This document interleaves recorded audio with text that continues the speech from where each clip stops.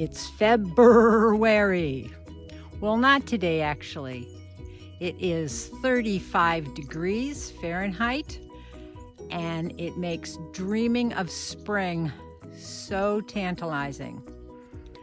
So, let's go inside and plant some seeds. Welcome to my seed starting room. This is the furnace area, and it stays a nice toasty 70 degrees. I have a tray of lettuce seedlings here. This is some microgreens, and I'm sprouting some barley over there for the chickens. Give them fresh greens in the wintertime. What I have started, this is a variety of kale. It's the dwarf kale. Here's some parsley.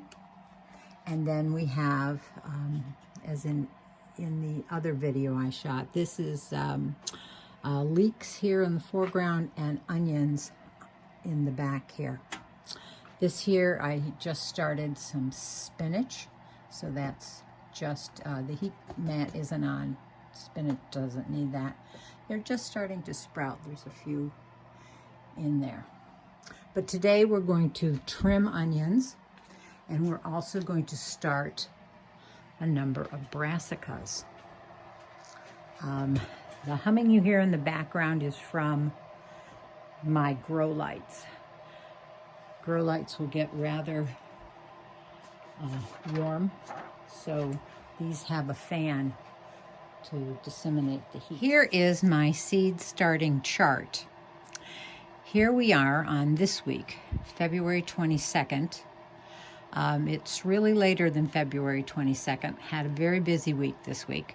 But you can see I have slated cabbage, broccoli, kohlrabi, Chinese cabbage, second planting of kale, and some cauliflower. So those are brassicas, cool weather plants. When they sprout in here, they will go out afterwards, after they get to probably at a 4 or 5 week age, they'll go out into a cold frame. So let's get started. Okay, a quick little refresher on seed starting. You start with a soilless mix.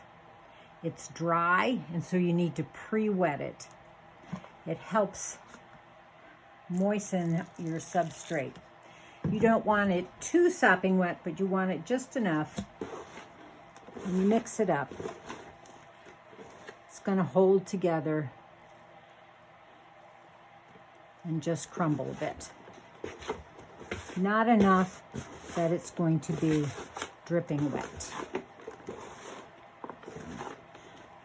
I usually use little 6-cell trays.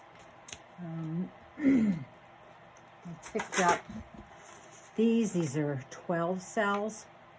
I'm going to give these a shot. They came with a little water tray and came with a dome. So I'm just going to give those a shot this time. Put your mixture, your soilless mixture in. You're going to just give it a little compression throughout the cells.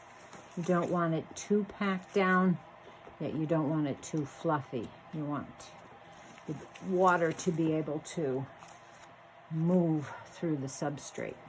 Now, first seed up, kohlrabi. I originally purchased early white Viennas from Seeds and Such, but when I ordered from Baker Creek, they sent me early purple Vienna. So I have 2 different types. So it looks like I'm going to be growing 12. I'm going to do half and half, 6 of one and 6 of the other. Most of my brassicas I planted in the winter sowing method too. First year for that. This is totally an experimentation. So we'll see how those go, and if I get some good germination and some good seedlings in that process. But definitely this is a backup. All right, so purple kohlrabi, early purple Vienna. I've never grown kohlrabi before. My mother had, but I never had. These aren't terribly small seeds, but a trick for very, very small seeds, if you had a toothpick and dipping it into water, you can pick up one at a time and gently place it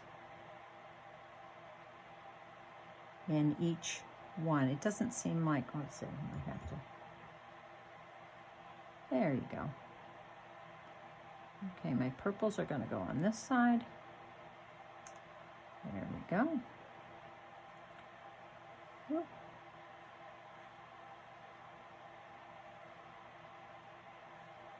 All right. So, purple.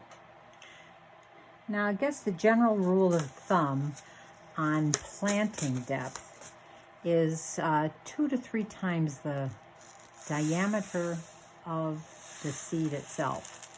Well, these are pretty small seeds. And the seed packet itself says 1/4 of an inch. So we'll do that. Then we just sprinkling just a small amount. But I find that it is important just to give it a little press down on top. You want that soilless mix to have a nice contact with that seed, so that when that seed starts to burst open, it has something to grow right into. Okay, first kohlrabi. Now, here's the white Vienna kohlrabi. These look exactly the same. I think I'm just going to sprinkle like I normally do. I find with this method with lettuce seeds works very well, you know, with the toothpick. Okay. I will have, I am sure, multiple. I tried to get about 2 to 3 seeds in there. Okay. Those covered up again. Just a little bit. And I don't think I got enough over there. There you go, voila. Okay.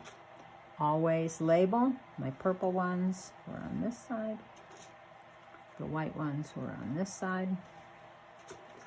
This little system came with a little catch pot or drainage pot that you put that in there. What I do with all of my seedlings is I water from the bottom, generally, once the seedling has germinated, for sure, because a hard stream of water on these tender little plants is like walking into a raging river for them.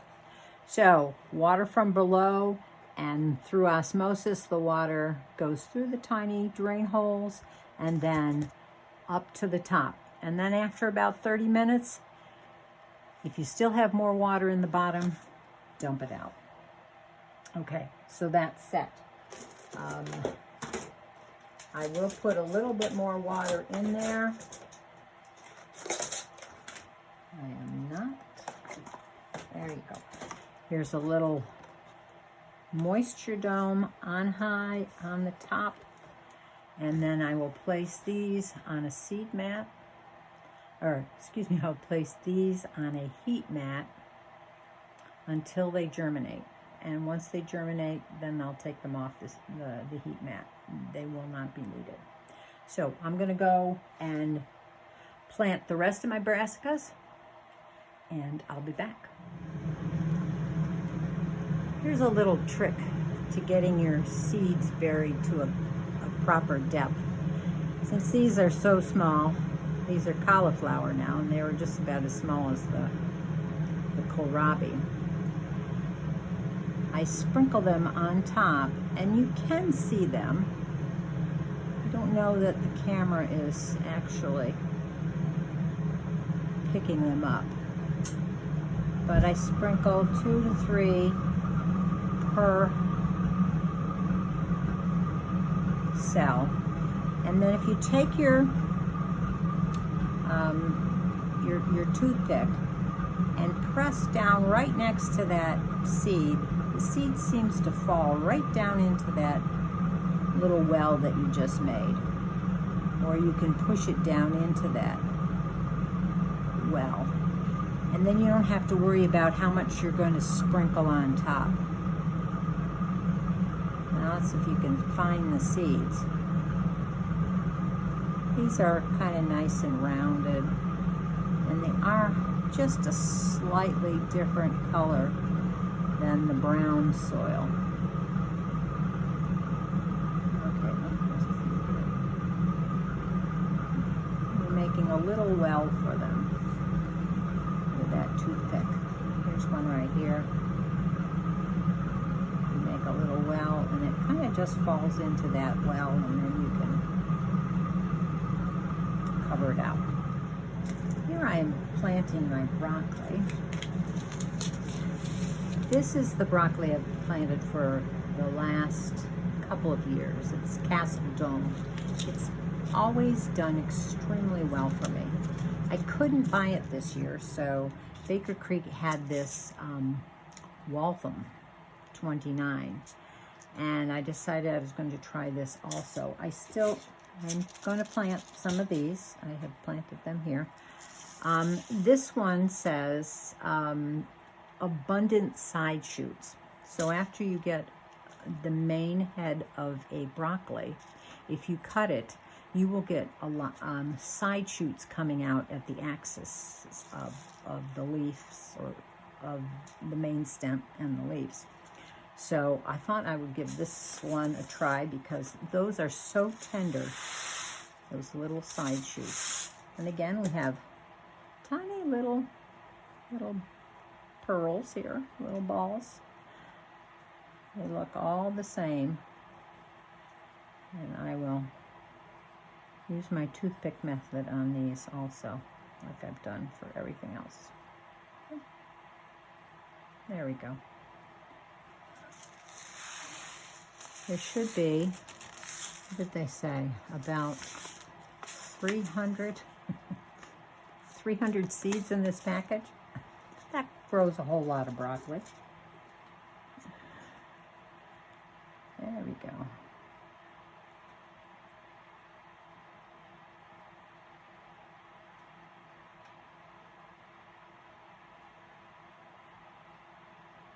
I don't know if the camera's picking this up or not. But there's the seed right there. And it's very easy just to push it down in that depression that you made. And be sure you pat it. Oh, here's another one.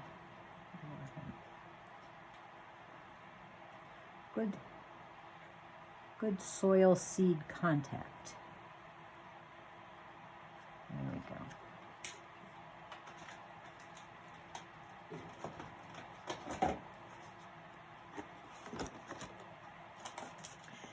These trays seem to be very durable, and I'm hoping that the reusability is high on these, because I just hate using these things for one season.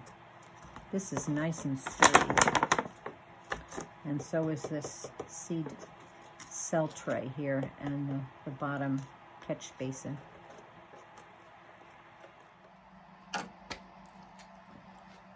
Time to give the onions a haircut.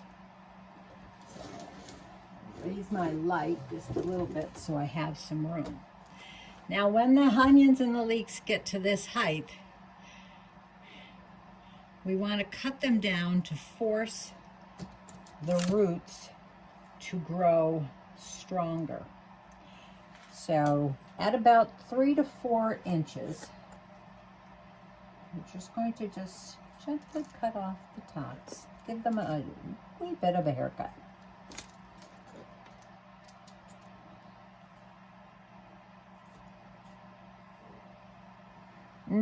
Smells like onions. Maybe I'll use those in my cooking.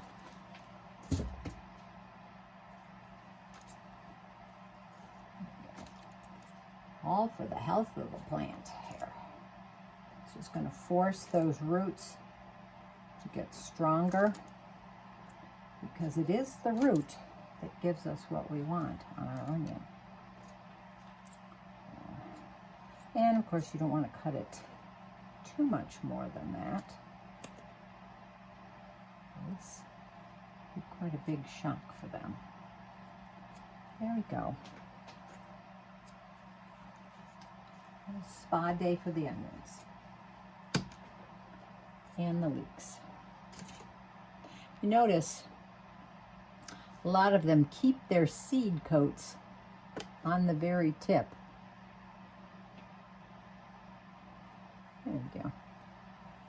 Just a little one. But they all, even the onions have it too. They would, if I let them grow, they would continue. That little bit would eventually fall off. So it looks like I have quite a number of leeks. These I'm going to divide up when they're ready to go in the garden and share them with my neighbors, because I don't need quite as many leeks as I had planted. And certainly I am going to keep all of these onions. I need a bigger onion crop, and I'm hoping that these will give me some good onions for storage next year, because I'm all out of onions. The new seeds are all nestled on their heat mat here. It's forming up. And I put water in their little reservoir here. I'm going to wait for a few more minutes. Well, probably another 20 minutes. And whatever water they haven't absorbed, I'm just going to dump that out. Keep my eye on the moisture level in here. As long as they have the dome on, you'll see the condensation forming on the top, especially with the heat mat to warm things up. But those little seeds need moisture, they need light, and they need warmth. And they've got all three of those right here. Hey, Oreo. Say hello. Oreo says, come along with us, subscribe to our channel, give us a thumbs up, and comment and share, and we will see you on the next video.